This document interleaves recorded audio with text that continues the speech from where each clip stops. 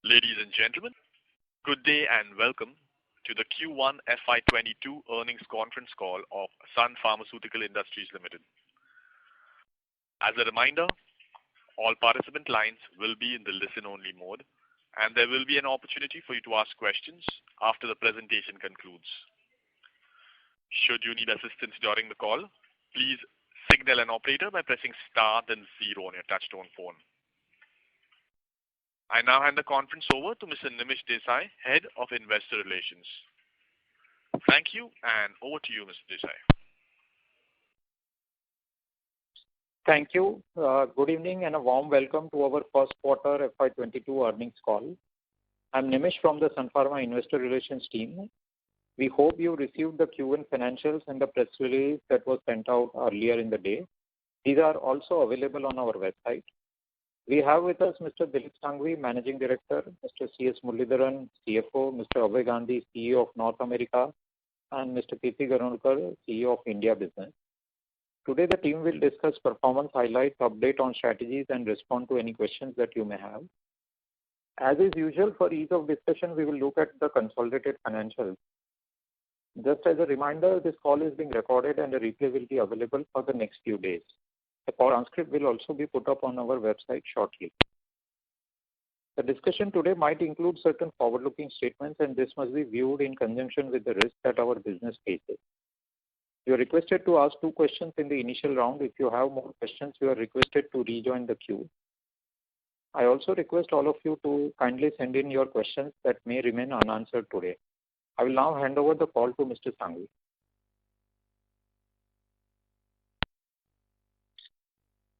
Thank you, Nimish. Welcome and thank you for joining us for this earnings call after the announcement of financial results for the first quarter of FY22. I hope you and your family are safe and healthy. Let me discuss some of the key highlights. We recorded the highest ever quarterly revenue in the first quarter. Consolidated sales for the quarter were at rupees 96,694 million, recording a growth of about 29% year on year and a growth of 14% quarter on quarter. All our businesses, excepting API, witnessed strong growth, driven by a combination of robust core business growth, low base of the last year, and sales of COVID and associated products. However, we are enthused by the all-round growth across all our businesses compared to Q4. Let me now update you on our global specialty business. For Q1, our global specialty revenue was approximately $148 million across all markets. Global specialty sales do not include Ilumetri end market sales. Specialty sales have increased over March 21 quarter despite the entry of Absorica generics and the subsequent reduction in Absorica sales. Ilumya sales have increased both on year-on-year and quarter-on-quarter basis. We are encouraged by the sequential growth recorded by Ilumya and also by Cequa, and we expect it to record strong double-digit growth during the year. Ilumetri sales are also ramping up as it gets launched in more European countries. Specialty R&D accounted for approximately 26% of our total R&D spend for the year. Abhay will give you more details on the specialty later. I will now hand over the call to Murli for discussions on the Q1 financial performance. Thank you, Mr. Shanghvi. Good evening, everyone, and welcome to all of you. Our Q1 financials are already with you. As usual, we will look at the key consolidated financials. Q1 sales are at rupees 96,694 million, up by 29% over Q1 last year. Material cost as a percentage of sales was 27.4%, which is higher than Q1 last year due to product mix and geography mix. Staff cost stands at 18.2% of sales. Other expenditure stands at 26.6% of sales. Increase in absolute value of other expenses is attributed towards higher selling and promotion expenses in R&D, while in Q1 of last year, these expenses were lower on account of total lockdown across markets. As indicated in our past earnings call, the expenses are seeing an increasing trend across all the markets as we reach full normalization, though they are currently restrained. Forex gain for the quarter was rupees 799 million compared to gain of rupees 792 million of Q1 last year. As a result of the above, EBITDA for Q1 was at rupees 27,717 million, up by 59% year-on-year, with resulting EBITDA margin at 28.7% compared to 23.3% for Q1 last year. Let me now briefly discuss the exceptional items for Q1. Taro has made a $60 million provision relating to its ongoing multi-jurisdiction civil antitrust matters. The exceptional items also include charges of rupees 1,503 million towards impairment of Dexa site and acquired intangible asset under development, and rupees 382 million on account of write-down of a manufacturing facility which has been classified as asset held for sale as per the requirements of Ind AS 105. Excluding the impact of exceptional items, the adjusted net profit for the quarter was at rupees 19,792 million, up 73% over adjusted net profit of Q1 last year. Reported net profit for Q1 was at rupees 14,442 million, while reported EPS for the quarter was rupees 6.02. Let me now discuss the key movements versus Q4 FY21. Our consolidated sales were higher by 14% quarter-on-quarter at rupees 96,694 million. Material cost stands at 27.4% of sales, which is higher quarter-on-quarter on account of product mix and geography mix. Staff cost stands at 18.2% of sales. However, in absolute terms, the staff costs have increased on account of annual merit increases. We had a forex gain of about rupees 799 million for Q1 as against forex loss of about rupees 108 million in Q4. As a result of the above, EBITDA for Q1 at rupees 27,718 million was higher by 39% compared to Q4. EBITDA margin for Q1 was at 28.7% compared to 23.5% for Q4. Adjusted net profit for Q1 at rupees 19,792 million was higher than the adjusted net profit of Q4 by about 47%. The company has repaid debt of about $185 million in Q1 FY22. Since over the last 5 quarters, we have repaid debt of about $765 million. As of 30th June 2021, we are net cash positive even at the ex-Taro level. Let me now briefly discuss Taro's performance. Taro posted Q1 FY22 sales of $147 million and adjusted net profit of $41 million. On a year-on-year basis, sales for Q1 FY22 were higher by 25%, while the adjusted net profit was higher by 42%. I will now hand over to Mr. Kirti Ganorkar to share the performance of our India business.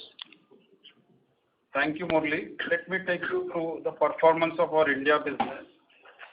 For Q1, the sales of branded formulation in India were 33,084 million, recording a growth of 39% over Q1 last year. India business accounted for about 34% of consolidated sales for Q1.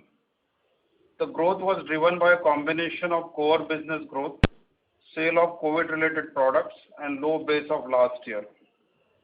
Sale of products used in treating COVID symptoms and other associated products accounted for about 8 to 10% of India's sales for Q1.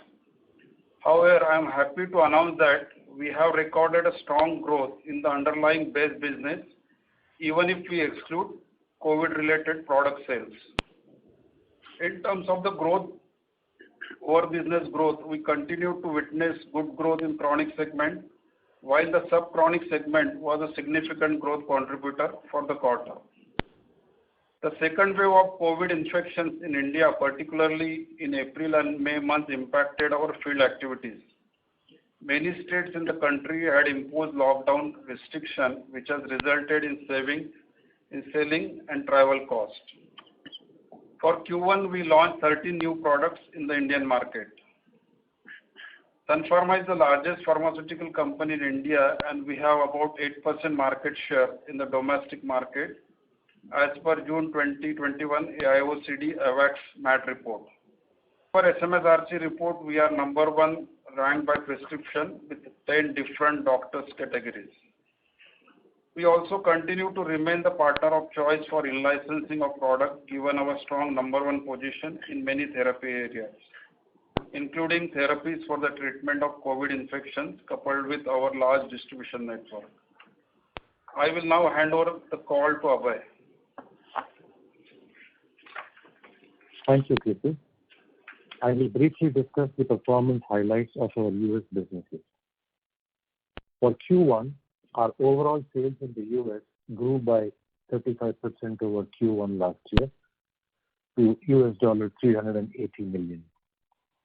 While all our businesses in the US have grown, the main driver of growth was the specialty business.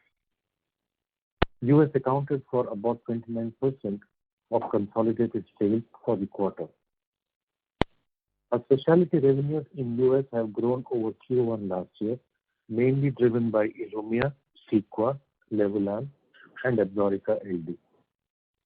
Specialty sales have also grown compared to March 2021 quarter, despite the drop in Absorica sales. While doctor clinics have been open in the US during the quarter, the situation is yet to fully normalize. Patient flow to doctor clinics as well as frequency of doctor calls by our medical reps are both still below pre-COVID levels. All of you would have seen a recent announcement of in-licensing of Winlevi in US, an anti-acne specialty product subject to HSR clearance. Winlevi is a new class of topical medication in dermatology and will complement our existing oral acne portfolio. The addition of Winlevi further strengthens our position in the acne segment. It is already approved by the US FDA, and we expect to commercialize it in the US in the October-December 2021 quarter. Let me now update you on our US generics business. While the US generic business continues to be competitive, the Sun ex-Taro generic business has recorded growth both on year-on-year and quarter-on-quarter basis. This growth is driven by a combination of new launches and better supply chain management. I will now hand over the call to Mr. Shanghvi. Thank you, Abhay. I will briefly discuss the performance highlights of our other businesses as well as give you an update on our R&D initiatives. Our sales in emerging markets were at $218 million for first quarter, up by about 25% year-on-year. The underlying growth in constant currency terms was about 19%, and emerging markets now account for about 17% of total sales of Q1. Formulation sales in rest of world markets, excluding US and emerging markets, were $185 million in Q1, up by about 35% over Q1 last year. ROW markets accounted for approximately 14% of the consolidated Q1 revenues. API sales for Q1 were at rupees 5,149 million, down by about 7% over Q1 last year. We continue to invest in building a R&D pipeline for both our global generics and the specialty business. R&D efforts are ongoing for the US, emerging markets, ROW markets, and for India. Consolidated R&D investments for first quarter was at rupees 5,926 million compared to 4,206 million for Q1 last year. Our current generics pipeline for the US market includes 86 ANDAs and 13 NDAs awaiting approval from the US FDA. Let me now update you on our specialty R&D pipeline with multiple clinical trials ongoing for enhancing our specialty portfolio. The key molecules include Ilumya, which is undergoing phase 3 clinical trials for psoriatic arthritis. SCD-044, undergoing phase 2 clinical trial for atopic dermatitis and for moderate to severe plaque psoriasis. MM2 is also undergoing phase 2 trial for treatment of knee pain in patients with symptomatic knee osteoarthritis. And finally, our GLP-1 agonist is in phase 1 trial for diabetes. With this, I would like to leave the floor open for questions. Thank you. Thank you very much. We will now begin the question and answer session. Anyone who wishes to ask a question may press star and 1 on a touchtone telephone. If you wish to remove yourself from the question queue, you may press star and 2. Participants are requested to use handsets while asking questions. Ladies and gentlemen, we will wait for a moment while the question queue assembles. To ask questions, please press star and 1.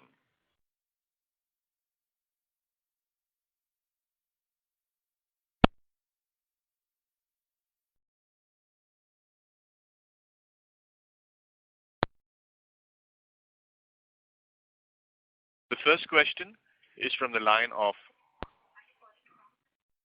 Neha Manpuria from JP Morgan. Please go ahead. Thank you for taking my questions.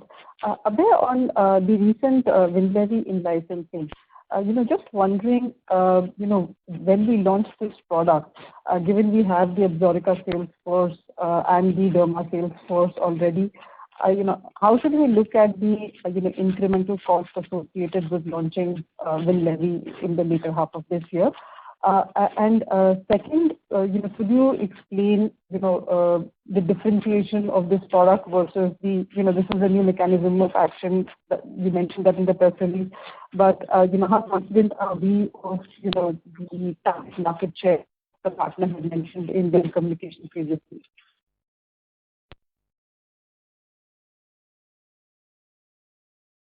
Maybe I'll start with the last question first.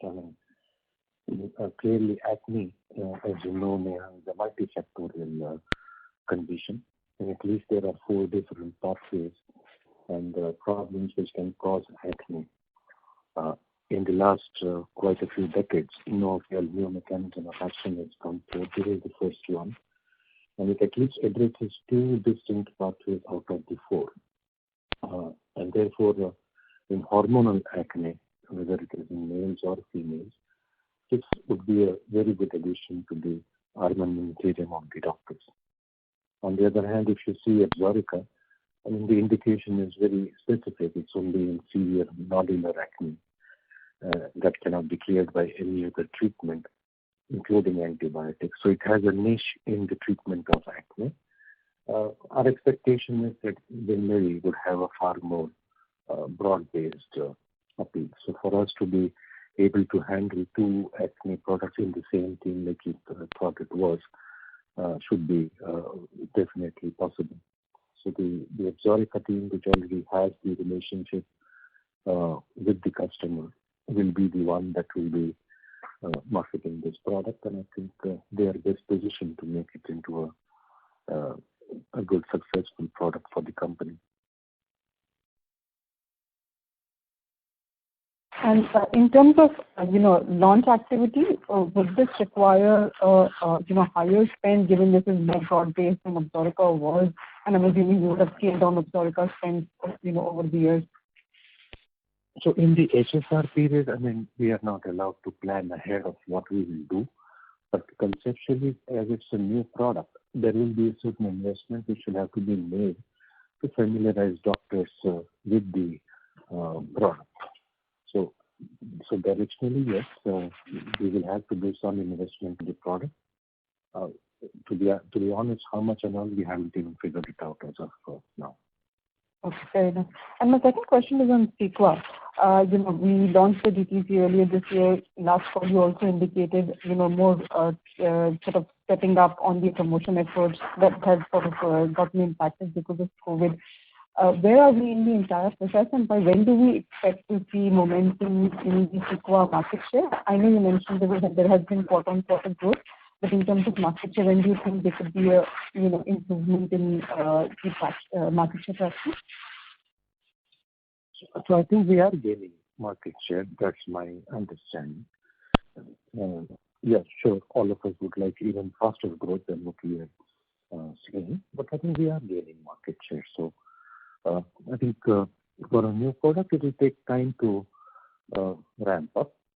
And we started DTC, as I told you, 2 quarters ago. This will be the second full quarter of DTC. So I think we will see improvement, and that's what the team is focused on anyway. Oh, thank you so much, Abhay. Thanks, Neha. Thank you. The next question is from the line of Damayanti Kerai from HSBC Securities and Capital Markets. Please go ahead. Yeah, hi. Am I audible? Hello? Yes, please go ahead. Okay. Thank you for the opportunity. So my question is on Ilumya. Can you specify the sales number the way you have done in previous quarters? And I just also wanted to know the progress of launches in other markets such as Japan, Australia. If you can share some update in quantitative terms, say market share gain or sales, how we are progressing in ex-US market wherever we have launched. So that's my first question. Murali, can you help me with the global number that we have given up? No, Abhay, I think we've shared the annual number. Total specialty business is what we have given. Yes, correct. Yeah. So we've not given product numbers. Well, that I know. But in total specialty business, I think I don't recall, was it 143 or 145 for the $48 million total this quarter. Yeah. That is what we have this year. Last year, first quarter, and 81. Yeah. Yeah. Right. And product-specific numbers we haven't given. So this is total specialty business that we have given. So Q1 last year, our total global specialty revenues was $81 million. Okay, so you are not specifying a product-specific number for the quarter, just to clarify. Yeah, we are not specifying product-specific. We have been sharing global specialty revenues of all the branded products. Okay. And so progress in other geographies, the key geographies where this product has been launched, say Japan or some other markets, big markets? So Japan, I think we are in the process of getting entry into hospitals, because unlike many other countries, Japan still has significant restrictions on COVID and medical reps being able to visit hospitals. So the offtake is a little bit likely to be a little bit slower, but Japan is very confident about becoming successful with the product. Australia also, I think we continue to grow the product quarter after quarter, and in terms of getting new patients, I think it's competing quite well within the IL-23 class. Okay, sir, that's helpful. My question is on US generic business. So you mentioned business remains competitive, but what are your observations on US pricing environment recently? Some of your peers have faced some challenges. So on your portfolio, what kind of changes or changes you are observing on the pricing part? And how do you see US generic business moving up from current level in terms of growth over next few quarters? So we have consistently maintained that the pricing environment remains challenging. And it is, of course, a product-specific thing. And depending on the product, you could face slightly more or slightly less pressure. That's been our consistent stand, and nothing has changed, which makes me think any differently. Having said that, in that environment, I mean, we have to continuously try and find ways to grow the business. New product launches is one avenue, and of course, trying to increase the share of existing portfolio of products through both in-market activities as well as better management of supply chain, I think are the critical components of our strategy. Okay, so thank you. I'll get back in the queue. All the best. Thank you. The next question is from the line of Krish Mehta from Enam Holdings. Please go ahead. Hi. Congratulations on a great set of numbers, and thank you for taking my question. So I wanted to ask on the plaque psoriasis second indication for Ilumya, which I think you said was psoriatic arthritis. So the phase 3 trials, when are we expecting the results? I think there's some confusion. I said that Ilumya is undergoing a phase 3 study for psoriatic arthritis. Right. It's already approved for plaque psoriasis. Right. That SCD-044, the product that we licensed from Spark, undergoing phase 2 trial for atopic dermatitis as well as for it's a oral ADG1 antagonist. So, and we are very that the product is likely to be very effective orally working agent. And what's the market size for psoriatic arthritis if the product gets approved? Abhay, you want to respond about Ilumya? So I don't have the exact number which I can speak to. We know it's a large market, but to be able to break down by indication of different products is a difficult task. So I don't have that granular detail where I can give you a number and say it's a market of this size. Right, and just to follow up on the first one, just to clarify, the phase 3 trial. If that helps you. It's a large indication and a large size of market. I don't want to misquote by giving you a number in mind. Right, and just to clarify on psoriatic arthritis, it's undergoing phase 3 trials, right? So when do we expect these results? I mean, we haven't disclosed that timeline, but I think the trial is currently recruiting patients across centers. Okay. Thank you so much. Thank you. Thank you. The next question is from the line of Anubhav Agarwal from Credit Suisse. Please go ahead. You report Absorica AG sales. In this $148 million, is the Absorica AG sale included, or that's included in the US generic revenue? Absorica and Absorica LD both are included, Anubhav. No, I was talking about the authorized generic that you launched. AG. He's asking AG only, authorized generic. No. I think it will be in the generic sales. It's in the generic sales. Okay. So the specialty, and with the lower cost that we're running right now. Anubhav, you are breaking up, so I don't know who the question is for, but at least I'm not able to get part of your sentence. Sorry, I was saying that for the specialty, now we have a higher scale and lower cost. Have you achieved EBITDA positive in this segment now?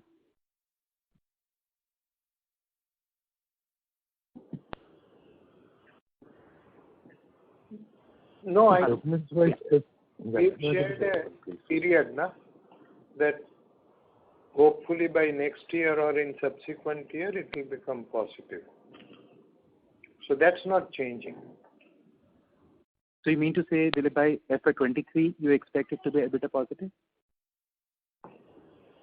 I mean, if we are able to gain market share and grow, then hopefully we should be able to. And I think that Thank you. I'm with the progress that we are making.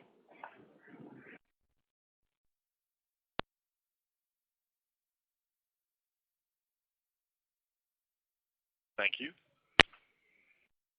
We move to the next question. The next question is from the line of Sameer Baisiwala from Morgan Stanley. Please go ahead.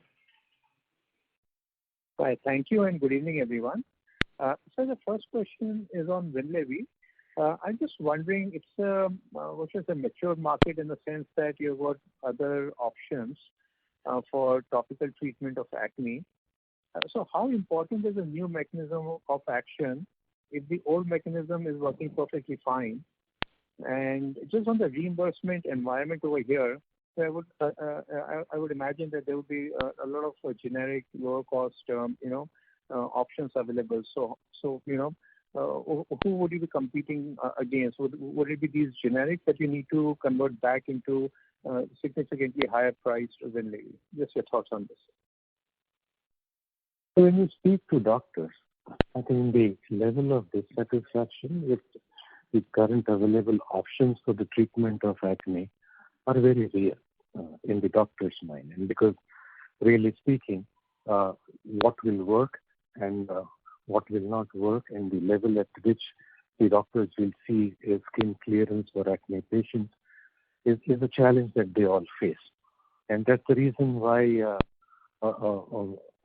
in acne, polypharmacy is very commonly used by doctors. And the rate of changeover from one drug to the other is also pretty high. So the need of a doctor to get something more, especially a new mechanism of action, is very real.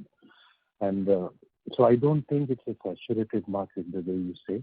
Sure, some molecules like the ones that we probably are alluding to are genericized, but there is always a place for a new mechanism of action. Similarly, when you talk about access, a new mechanism of action is always helpful to gain access. And I think we haven't even started the work till the HSR clearances are through. But at some point in time, when that is done, we have to start thinking through the value prop from a payer perspective. But too soon for all that.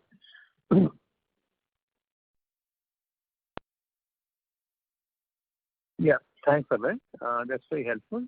Just a small point, I think your voice is a little faint, so if you can speak a bit, maybe it would help. The second question I have is about the generic business in the U.S. A couple of points. One is, it's been very long, I would say 10, 15, even 20 years since, the pricing has been eroding, not only for new products, even for the base business. I mean, is there some sort of a time when you say we are at the bottom of the pricing? How can it go on eroding the base business, the older molecules? That's one. And second, so where do you see the opportunity for complex generics over the next 5-year period, and how is Sun positioning to benefit from this? So, I mean, yours is $1 million question, which I don't think anybody in the industry has an answer to, of where is the bottom. So, really don't know the answer to that. I mean, we all hope it is today, not even tomorrow. But I don't see that happening in the near future, at least. How the industry will pan out and reorganize itself going ahead is a question on everybody's mind, but no. What was the other question, Anubhav? Samir, I think Abhay is asking more about the complex generics and how are we positioned for that. But before you respond to that, Samir, my own view is that this business will continue to see price erosion because there will always be some products which have excess margin. I think you reach a saturation of pricing on some products. When they reach there, then I think competition will 3 years out, and maybe the product will see also price increase in future. But that's how the business is structured. Yeah. Abhay, I think you can... And surprisingly, if you see that even in the last 4 or 5 years, with the price pressure being there, you can see that a large number of companies, new companies, are still coming into the market and registering products, maybe a single product, maybe 1 or 2 products. But competition is intensifying. FDA is giving permissions and approvals to products. So the competitive environment is actually gaining strength rather than reducing. Thanks for this, sir. Is it the second part, the complex generics? So complex generics is something that, we are focusing on, and some of the products that we have launched, we are able to do reasonably well. It's also a learning process for us because sometimes, for a complex generic, the mode and way at which you sell a normal retail generic versus a complex generic is different. You have to go through the specialty network and so on. So it's a good learning process, and I think we are learning rapidly, and in whichever products we are launching, I think I'm reasonably happy with the share that we are starting to see. No, so the question is about next 5 years. Where do you see the opportunities? Just a broad segment. Is it oral modified release or sort of a long acting injectables or some of those categories? I just what I'm trying to ask here is it a fertile ground or is the ground drying up? And there aren't too many opportunities. So I cannot pinpoint to a technology and say that if you have a portfolio of say injectables or this or that, that's where the opportunity is.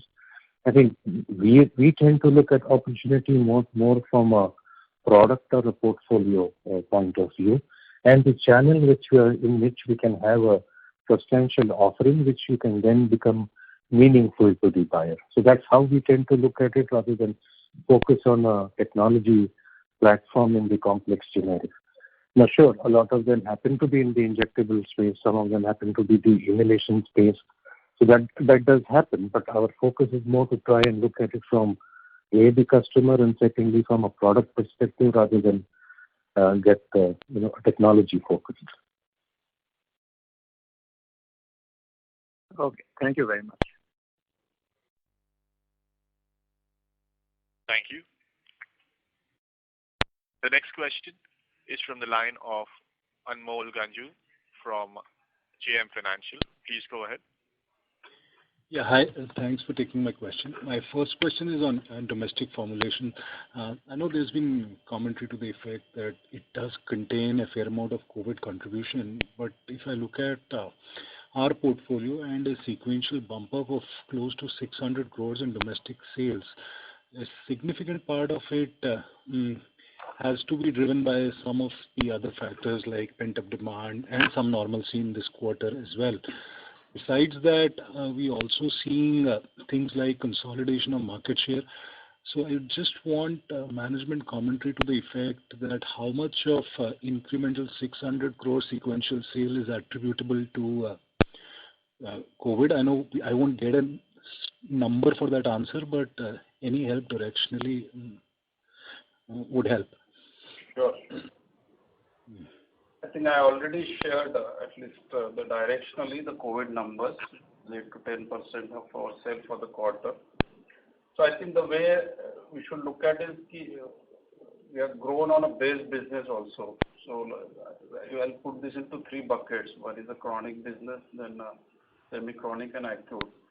So what we saw, our chronic business good growth, then semi-chronic has done exceptionally well, and the acute business is also in line with the expectations. So in quarter one, all three businesses has performed well, and in addition to that, we got some upside from the COVID sales. But this is Sun Pharma performance. But if you look at both in IMS and as well as in AWACS, overall the IPM, the Indian pharmaceutical market, has also grown substantially during this first 3 months.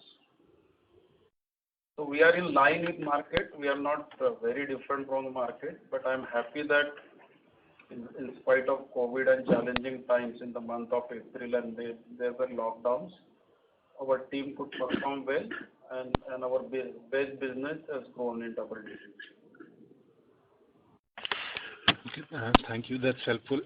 My second question is to Dilip Bhai. Dilip Bhai, this is with reference to some of your earlier remarks where you said that at some point, obviously, there are a large amount of products in the US where competition will withdraw owing to the challenged pricing scenario.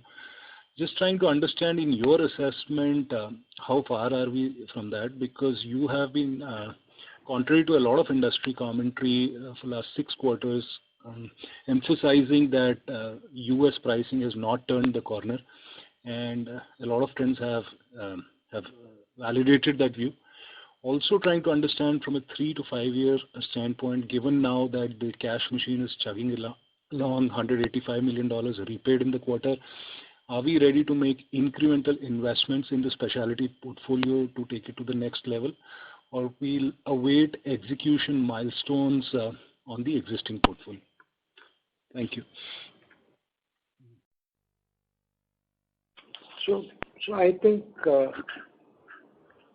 we believe that we, in addition to our existing business, with our cash flows and our ability to find an appropriate place for this cash flow, opportunity to invest in creating a global scale as well as global specialty business is an important opportunity for us, and we are focusing on strengthening our ability to succeed in that. I am happy with the progress that we've made, and this progress allows us to confidently look at potential future opportunities that will come our way, because if we are able to successfully execute, that will give us the confidence to do more transactions. So we will continue to focus on growing our existing business and also look at additional opportunities for us to grow. Because if you've seen Sun Pharma, I think it's a history of organic growth and bolt-on acquisitions, or sometimes more strategic acquisitions, so that we can continue to grow at a significant pace, even on our very large base business.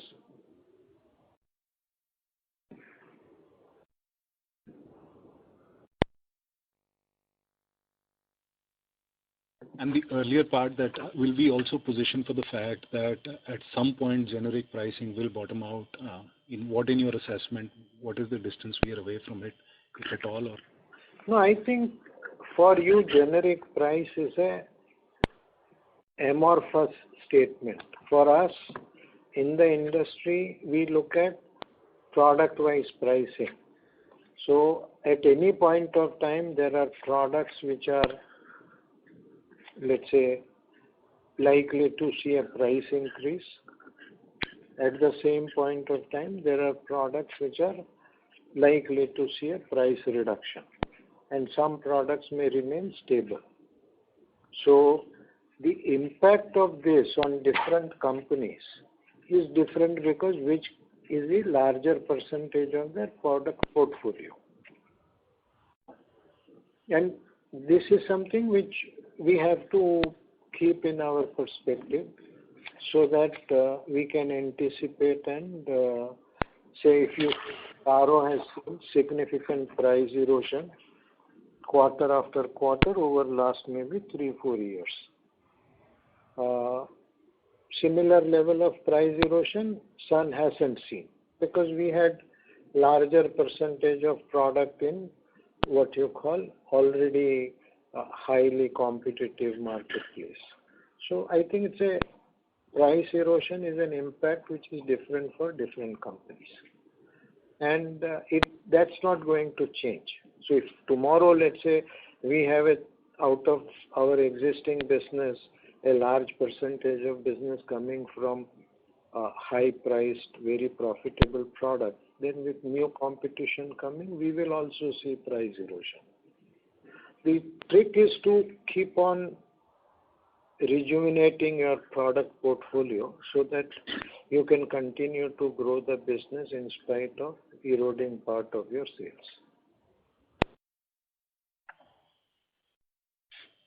Thank you. That's helpful. Thank you. Thank you. The next question is from the line of Nithya Balasubramanian from Bernstein. Please go ahead. Yeah, hi. I had one question on Winlevi. So is the licensing agreement restricted only to the approved brand, or will this also extend to any future optimizations that Cassiopea might do on the clascoterone formulation?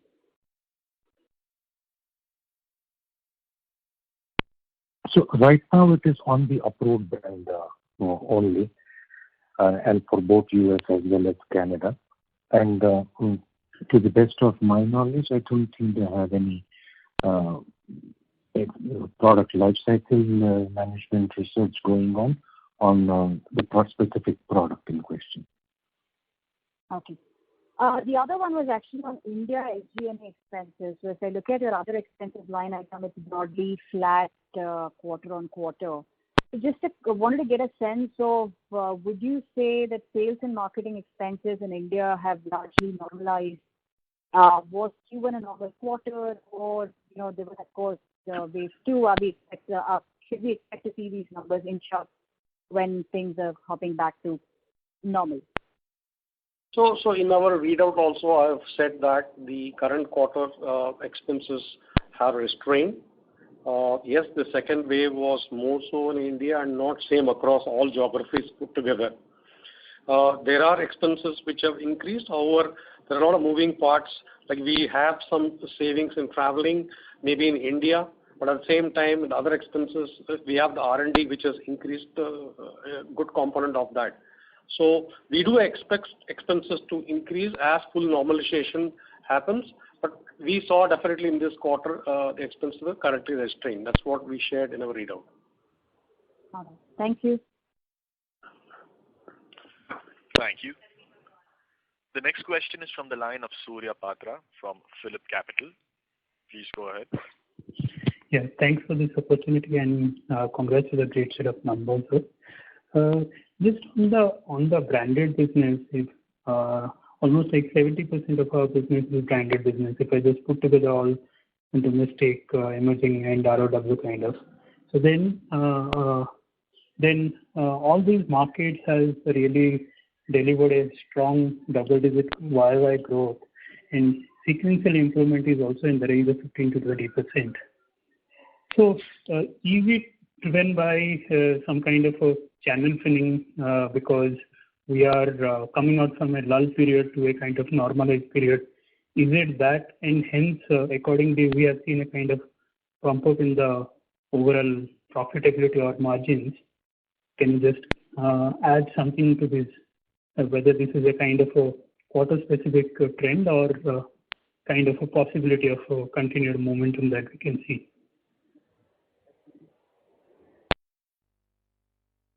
So I think yes, we need to factor multiple issues before we respond. Sure. Because current COVID status across different markets is very different, and we have no understanding of how that is likely to impact the business. And I'm talking specifically about international business. Sure. It's even in India, we are looking at a potential third wave, and we have no understanding of how severe that wave will be.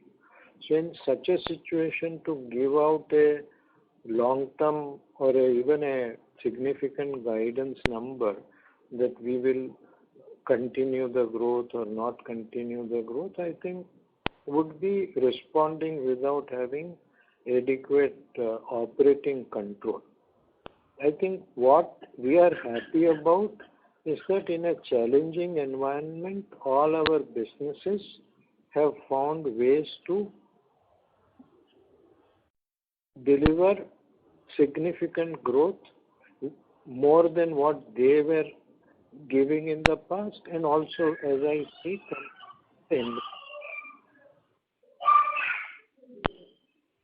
Hello. Yeah, so I think that part, I think I am reasonably confident that our teams will continue for things that are not in our control. Okay, but this is not the channel filling kind of development and which led to the branded market, strong growth in the branded market. Is that correct, sir? Yeah, I mean, that's something which we are very, very closely monitoring all the time. We track secondary inventory in the marketplace with customers on a ongoing basis. Okay. My second question is on the specialty spend. So now, since we are getting ready for a kind of additional product introduction, and we are also seeing a kind of healthy progress in the overall specialty portfolio, and hence possibly no incremental spend that we should be possibly seeing. So, given these two facts, so is it fair to believe that the SG&A spend on the specialty side is likely to either remain flat or kind of correcting kind of a trend that we can see going ahead?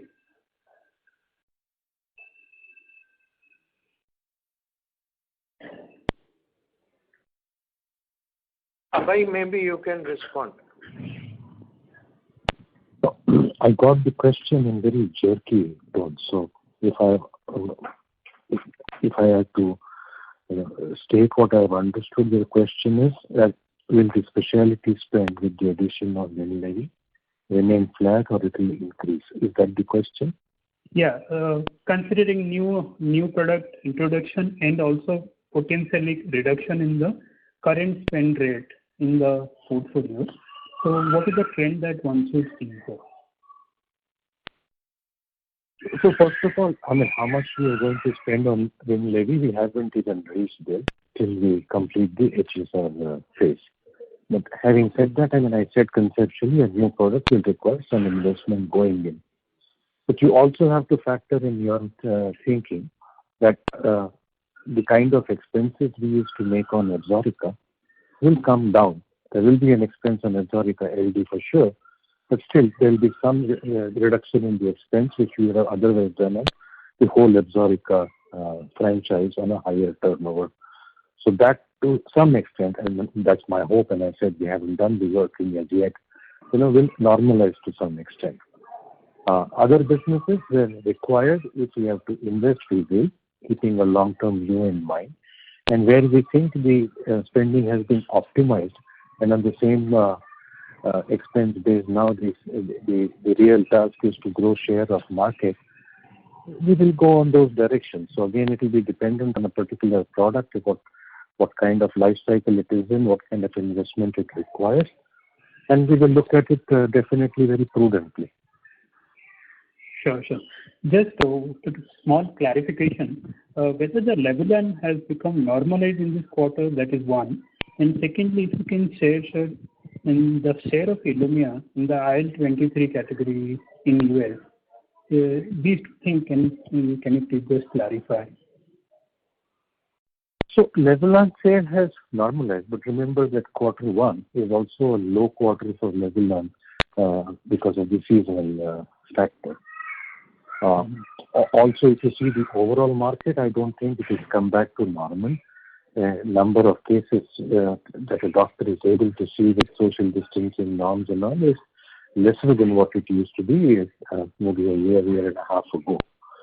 So when we say normalized, I mean it is up from the COVID times, but I don't think it is back to where it should be in a pre-COVID environment. Sure. So two ways of looking at the whole thing. And your second question was share of Ilumya of the IL-23 market. I think don't recall the exact number, but in the ballpark, I think it should be in the range of around 8% or so. Okay. Sure. Thank you, sir. Wish you all the best.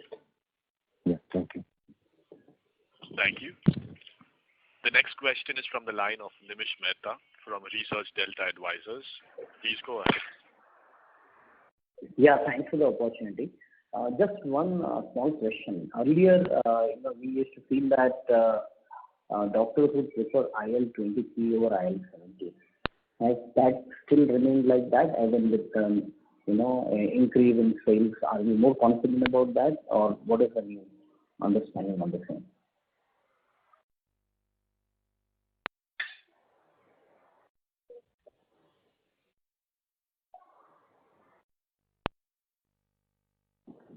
Abhay, you were responding? No, sir, I didn't get the question. As I said, I'm not getting the voice very clear. He's saying that IL-23 over IL-17, if doctors prefer it, then... Right. I mean, that's it. That's what I understood, Nimish. So what is your question? Correct. Yeah, it's the same. So earlier we had this assumption or feeling, and I just want to know whether we still hold on to it, or is there any change in the view, or even if it is consolidated, that would be helpful for me to understand. So I still haven't understood the question. What is the What he's saying is that you said in one of your calls saying that doctors like IL-23 over IL-17. Right. So whether that's still your view? Yeah, that is still my view, clearly. I see no reason to kind of look at this any differently, because even though IL-17 is growing, IL-23 is growing much faster. Exactly. If you see the top three products in terms of growth in the overall therapy, the IL-23s are the ones which are driving the market. Skyrizi is number one and Ilumya is number two in terms of growth. So the driver for growth of the overall category is driven by IL-23, and therefore I think I'm comfortable standing by my view that doctors are happy with the performance of this class of drugs. Understood. Yeah. Thank you very much. That's all. Thank you. The next question is from the line of Shyam Srinivasan from Goldman Sachs. Please go ahead. Hi, thank you for taking my question, and good evening, everyone. Just the first one, margins have clearly surprised on the EBITDA side this quarter. We moved out of that range of about 20 to 24%. So just want to understand, I know you don't give point guidance, but how should we look at this as we go forward? I'm just trying to tie some of the comments around SG&A going up, but is there something that we need to keep in mind? I also noticed that this is one of the few times that gross margins have come down, but EBITDA margins have gone up. So I know there are a lot of moving parts, but just anything that can help us directionally on EBITDA margin.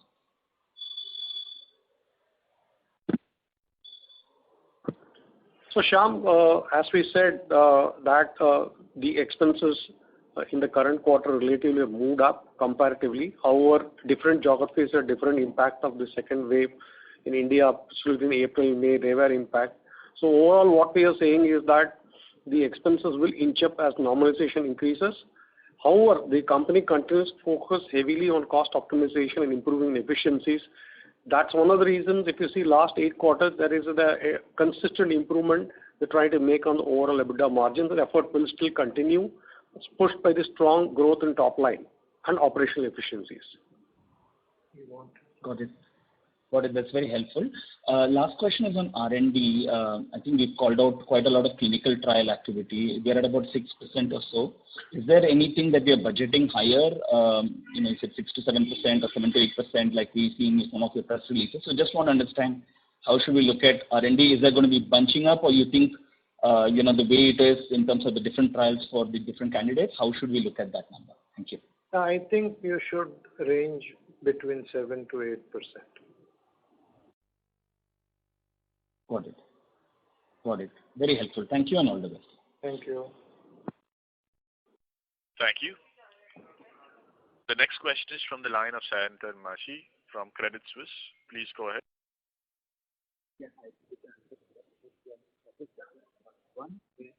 We can't really hear you. I can't hear at all. If you're not... Guys, is this better? Yes, please go ahead. Okay. So my first question was on Ilumya. Just wanted to get a very broad clarity. If we consider two segment, commercial segment and the Medicare segment, of the total sales today, which will be largest segment out of these two? The commercial segment will clearly be the bigger segment. Commercial segment will be larger of the two, right? Correct. Okay, thank you. And the second question was on the Winlevi. When we evaluated the molecule, Casipio talks about... When we what? Sorry, your voice is breaking for now. When we what? Today is a bad day. So when we evaluated the molecule... Evaluated. He's talking of Winlevi, Abhay. Yeah. Yeah, so Casipio talks about them having a pre-discussion with the doctors, talking about efficacy levels similar to Epidu and Exon. But both the molecules will go generic soon. So in your evaluation, what's the impact? So those molecules, the kind of 1 million plus prescriptions they have done, what would be the impact of them going generic before or around the time when you'll be launching this molecule? So my answer is what I said earlier. I think for a new mode of action, there is enthusiasm at the doctor's level because of the dissatisfaction with current therapies and the outcomes, and also the use of polytherapy. So I think both these give me the optimism that despite the fact that two products will be going generic around the same time that we launch our product, there will be interest in the doctor community for initiating use of our product. So that's one of the things that we factored in. You're right in our entire evaluation of the product. Okay, thank you, Abhay. Dilip, just a question to you on the specialty segment. This is a clarification from the earlier question I asked. We are right now running anywhere of $600 million. If I R&D, which is roughly about $8 million, and I think I'm not able to hear you very clearly. So no, but I'm just trying to ask, even outside R&D, are we still EBITDA negative? So we don't break out such detailed responses, but I think my long-term view is always that at some point of time this business will become far more profitable and will justify with return on investment in line with our other profitable businesses. So we will continue to invest on this business, and also I think like what Abhay said is that even though all our businesses in the US have grown, our specialty business has grown much faster. Now, and we are expecting that because we have a relatively low share of the overall business, we have significant opportunity to become bigger. Thank you, Dilip. Thank you.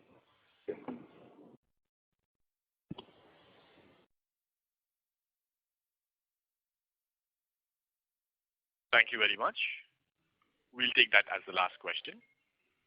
I would now like to hand the conference over to Mr. Nimish Desai for closing comments.